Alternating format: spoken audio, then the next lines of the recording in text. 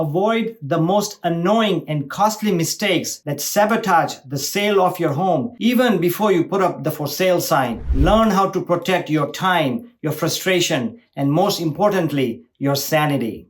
Today, I will show you 10 annoying mistakes that one can avoid from the frustration of selling your home. Learn the tricks and trades today.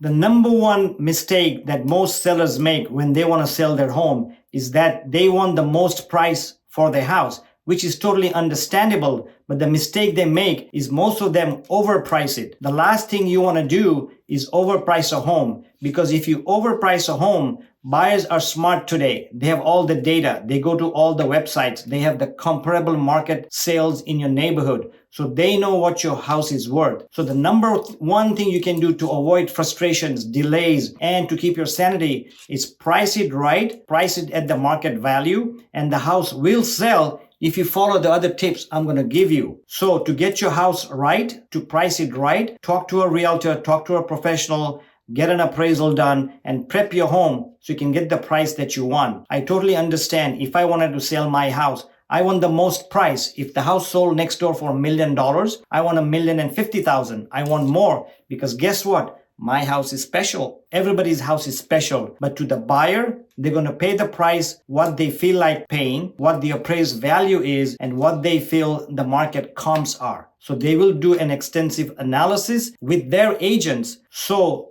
to be prepared to have a smooth sale, to have a smooth transaction, consult with your realtor, come up with the price based on your current home sales in your neighborhood, and price it right to get it sold within 30 days or less, depending on your market conditions. Statistics and stats show that homes that are priced well, priced at market condition, shows well, and market ready, sell within 2 to 4 weeks of listing their home. So if you want to sell your home within these 2 to 4 weeks, price it right and have it in great condition, and it will sell.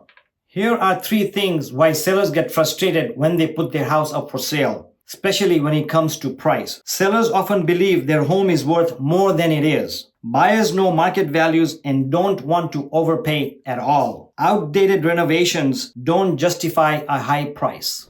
By the way, I have 9 more tips for you, but I'm going to give you a bonus tip, and you may want to hang around for the bonus tip because I think that is the most important and most effective one when you are trying to sell your house in any market. So the tip number 2, which is very annoying, is that sellers want the maximum price. But to get the maximum price, you have to start with deep cleaning, decluttering, and deodorizing. A lot of the sellers, you'd be surprised, don't want to do it. It's a lot of work. It's a lot of time-taking effort, and it's frustrating. But by doing these things, decluttering, depersonalizing, deodorizing, and deep cleaning, your house goes a long way. We live in a house for 5, 10, 15 years, and we get in a rut and have a lot of things in the house, and we don't really care how it looks. But when you want to put it up for sale, it matters how your house looks, how it smells, how it presents, not only physically, but also online. I always suggest to my sellers when they're thinking about selling, and obviously sellers don't get up one day and say, I'm going to put my house on the market. They think about it for 2 or 3 or 5 months. So you have enough time to think about it. So as you are thinking about selling, it may be good to start decluttering a little bit at a time, way ahead, so you are not frustrated when you are ready to sell. So it is recommended that you depersonalize, take out your personal pictures, personal artifacts. If you have a lot of stuff in the kitchen and the garage and the rooms, take them all out, pack it in a donation box or a trash box or a relocation box, etc. So you do it slowly at a time, so it's not frustrating when you put your house on the market. A well-prepared home makes buyers feel more comfortable envisioning themselves in that space. The third annoying thing that sellers don't like to do or would like to avoid is that do not stage this home. You have decided to sell a home. You have decided on the price. You have decluttered, depersonalized, deep cleaned. Now it's time to stage. Staging isn't just about making a home look pretty. It's about strategically setting up a space to appeal to the most buyers and increased perceived value. A seller may think that staging is just for the realtors to do or just for the pictures, but here are some statistics on what happens when a house is for sale that is staged and when a house that is not staged. A house that is staged versus a non-stage home usually sells 2 to 3 times faster as far as the time goes. Also, a stage home sells anywhere from 3 to 7% more than a non-staged home. In this competitive market with high prices and high interest rate, if you have a vacant home, make it easier for the buyers to visualize a nice cozy home. And one way to do, especially on vacant homes or homes that need some work, is to do staging. And your realtor or your professional can help you with staging and reducing the cost. Staging does cost money up front, but you will get the returns on it. So you will not lose money by staging. Just to give you a pro tip, here is what you can do to stage like a pro, even if you want to do it yourself and not hire a staging company. Neutralize and declutter. Stick with soft tones, remove excess furniture, and create an inviting, spacious feel. Highlight the home's best features. Arrange furniture to maximize space, light, and flow. Anything that is excessive in the rooms or living rooms, you may want to remove them. And then use fresh touches. A bowl of fruit in the kitchen while your house is for sale. Plush towels in the bathrooms. And cozy accents make a space feel high-end. Homes that look upgraded and move-in condition attract most buyers and even get you a higher price on your home because it will create competition in a hot market. The fourth tip, and this is a very important tip, is that after you are prepared and do the staging and decluttering, the fourth critical step that a lot of sellers don't really do, or a lot of their realtors don't really do, is have professional photography taken, have a virtual tour, have a walking tour, have drone shots from the top, and also try to do some Matterport videos. This goes a long way. As you know, a lot of the buyers look online, and if they don't even like the house and the pictures of your home, they won't even come and take a look at it. Just to give you an idea, this is an actual listing right now for sale in the multiple listing service and on Zillow. So I pulled these pictures from Zillow. It shows this house for sale where it seems like the agent took the photos, him or herself, and posted it online. And to compare it, I sold this home about 4 months ago and I had it professionally staged, professionally photographed, and here are the pictures. You can see the quality and the difference it shows. So if you're a buyer, which house would you want to see? Of course, in these pictures, there are different pictures and different houses, but you can see the difference a professional photography makes. It makes it more inviting and more attractive to see your house listing. If you are a seller and thinking about selling, or you've already sold a house, please share with here and comment below what your experiences were or what your frustrations were. And if you are a buyer looking for homes and come across some homes, let us know what your pain points are or what frustrated you when you are looking for a house and what you would have expected the seller to do. So comment below and please share with us. We'd love to hear your opinions. The fifth annoying thing that sellers do is when they have their house up for sale, especially when there's showings going on, they should not leave their pets when there's buyer showings going around. We understand a lot of homes have pets, dogs and cats and other things, rabbits and things like that. But when it comes to showing time, it's always best to leave the pets outside or put them in the garage or put them somewhere safe and comfortable for the pets. Of course, they are a family, but a lot of the buyers are allergic to pets. I know I'm showing some homes right now to some clients and the wife is very allergic. And when we tell her that this house has pets, I actually give her a mask to wear because she's number one paranoid about pets and she's allergic. Plus, she does not like the odor.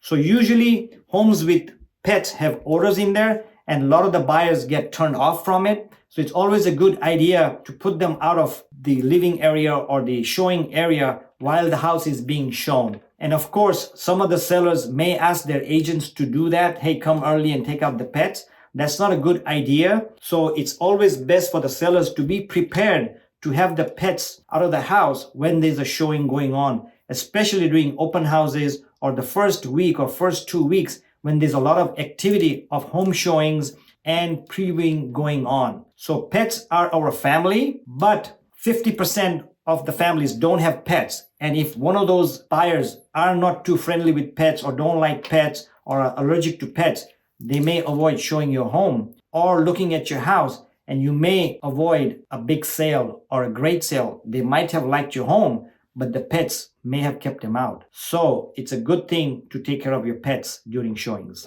What's another annoying things Just like having pets in the house, and I'm just joking, just as agents don't want pets in the house, realtors and agents prefer sellers not be there. And I'm saying that in a nice way. When we are showing homes to the buyers, it's best that the sellers are not there for several reasons. One, the buyers may feel uncomfortable about previewing your home or wandering around in your house and may feel that they're intruding on your lifestyle, so they don't feel good. The second thing is, a lot of times when buyers are looking at homes and agents are there, and sometimes sellers have to be there for whatever reason, medical conditions or whatever reason, when they end up having a conversation, the sellers may tell them something like, hey, I have to sell, I'm getting divorced, or I have to sell, I don't have enough time. And that may give them an idea of negotiating you down, because now as a seller, you told buyer something, and buyer may use that against you when it comes to your terms and conditions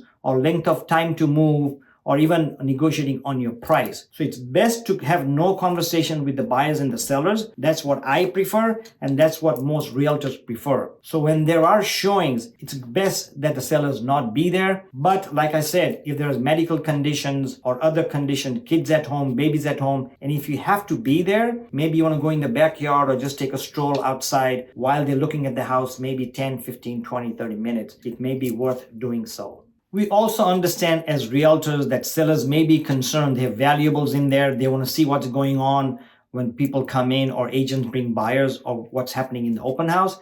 Then what we have recommended is some of the homes already have it, but you may want to install some cameras so at least you know what's happening. And if you do install cameras, please let your realtor know so that he or she can post a sign in the multiple listing service and on the front door, letting them know that you are being watched. And some states require that, so that's one thing you may want to do. So this way, at least you know what's going on, who's in there, when they leave, when they come, and your security is in place by you watching them, should you decide to do that. The other annoying thing for buyers and realtors when a house is for sale is that a lot of the sellers or some of the sellers do not have their house ready to show at any given time. So it's a good idea that when you're out of the house, maybe you go to work and an agent may call you or a realtor may call you and say, hey, I'd like to show the home at 3 o'clock today or 4 o'clock today. So it's best if you're at the house and if you're going to be leaving it, make the house show ready. Now there's a difference when you decluttered and depersonalized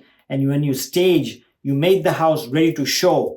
But that is in general how to show. But when an actual buyer comes to see, of course, we understand you live in the house. So you have breakfast and dinner and you do homework and you watch TV, you go to sleep, you use your bathrooms on a daily basis. In the morning before you go to work or whenever you go to work or when you go out of the house and you feel like there may be showings, turn on the lights, turn on the air conditioning if it's going to be too hot, or turn on the heater if it's going to be too cold. Or if you cook something, deodorize it, turn on the candle before you leave. Make sure there's no dishes in the kitchen. Your beds are done. Your bathroom is clean. Your toilet seat is closed. Little things make a big difference because it's a little things that sell the home. Your price is right. It's $1 million or $400,000 and there's 5 or 6 other homes in your neighborhood. And believe me, the buyers will see those 4 or 5 or 6 homes and they will compare each home with the price, how it looks, and how they feel emotionally. So your house may be perfectly staged, perfectly priced,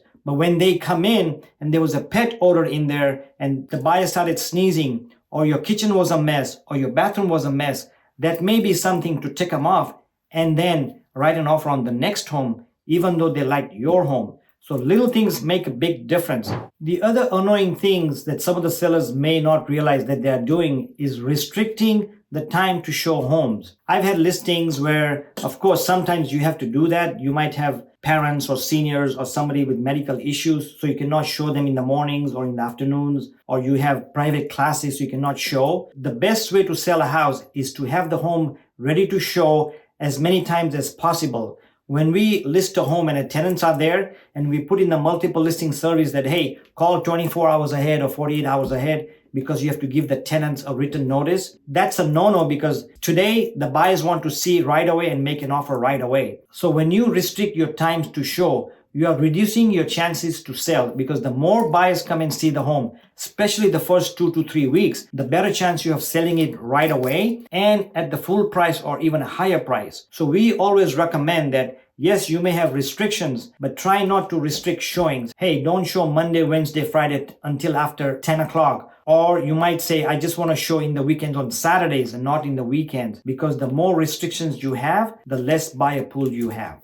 Another annoying thing that happens quite a bit, you'd be surprised, is that let's say your home is for sale. And usually when your house is for sale, you are moving up or you are moving down. So if you're a senior and selling a home, there's a good chance you're moving out of the area into a single story home or a house with a bedroom downstairs or closer to your kids or whatever. And if you're a young family growing, then you want a bigger house. So you have to sell your house to buy the house in most cases, because you're going to take the equity of your home in this house and sell it in another house. But you have to be patient with that. So a lot of times buyers tell us, hey, or sellers tell us, hey, I found that house. Let's make an offer because I want to buy that house. But their house is not even up for sale. So we recommend that if you're moving up or down or just moving and you have to sell your home to use that equity for the down payment and moving costs and other expenses, at least put your house up on the market, start advertising and marketing, and at least put it in escrow. So as soon as you put your house in escrow,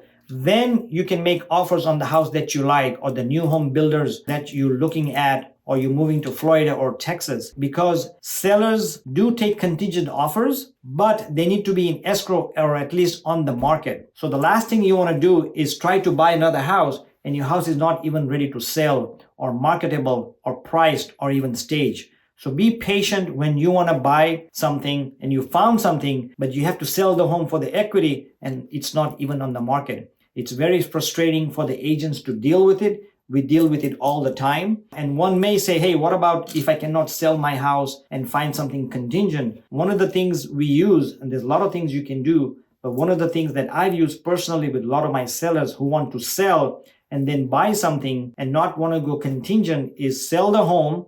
And then when you take the offer, let the buyers know that, hey, I'll sell you my house, but I need 45 days or 60 days. So you have enough time to find something. And then when you open escrow and close escrow, one of the conditions can be that, hey, I'll sell you the house, 45-day escrows. And after we close escrow, we want to rent back the house for 30 days, 45 days, or 60 days, pay them the rent. So now you have 60 days to find a house, but you already have the 30 to 45 days before to start negotiating and writing offers on the other homes. So you technically have anywhere from 30 to 90 days to find a house, which is not a very difficult thing to do. So you may want to consider that option. Talk to your realtor, anybody that you know that can help you with that. The 10th annoying thing that happens is that the sellers demand a lot of things from the sellers, from the realtors. And when does this happen?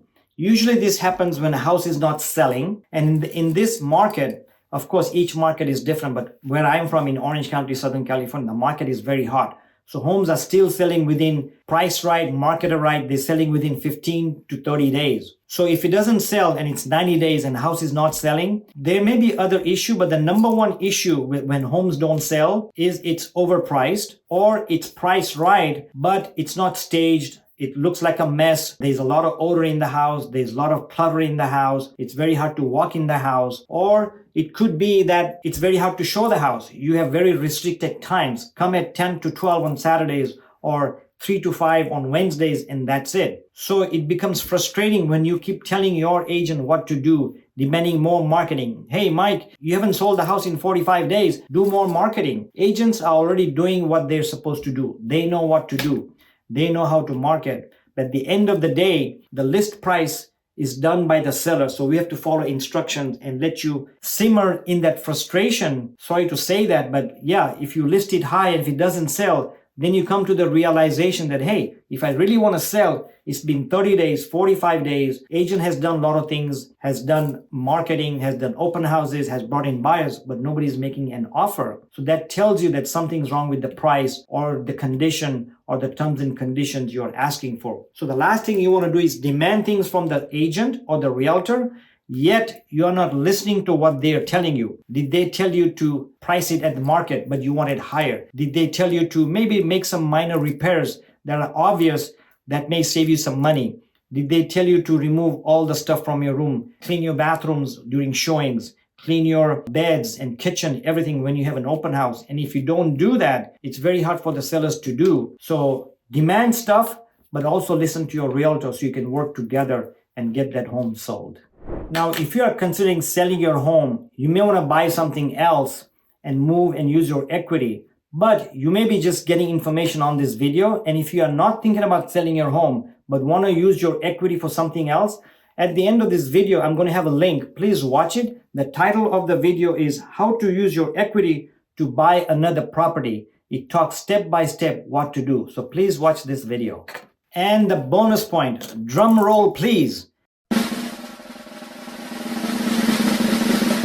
I think this is one of the most important steps when selling your home. So you talk to a realtor, you set a price, you've decluttered, you've staged, and you're ready to sell. But there's no marketing. And one of the most important marketing to do today, 2024, 2025, is have a big online presence on marketing. Of course, when your house goes on the market, it's going to be on the multiple listing service, and it's going to be on Zillow, it's going to be on Redfin. But that's why I talked about the photography and the drone shots and the videos and the walking tour and the Matterport tour. Those are very important. But if nobody sees it, it's not going to sell. Obviously, a lot of people are going to see it in the multiple listing service and few of those websites. But in today's market, to capture the best price, to get multiple offers and try to sell it at the peak price, how do you get that? Well, the more buyers that come in, let's say you have an open house and you had 3 people coming in, maybe you might get an offer. But let's say you had an open house, did a lot of mass marketing, online marketing, and you had 50 groups coming in. I can guarantee you that if it's priced right and it shows well, you will get 3, 4, 5 offers. And how do you get those 40, 50, 60 people in this open house or into the house? It's by online marketing.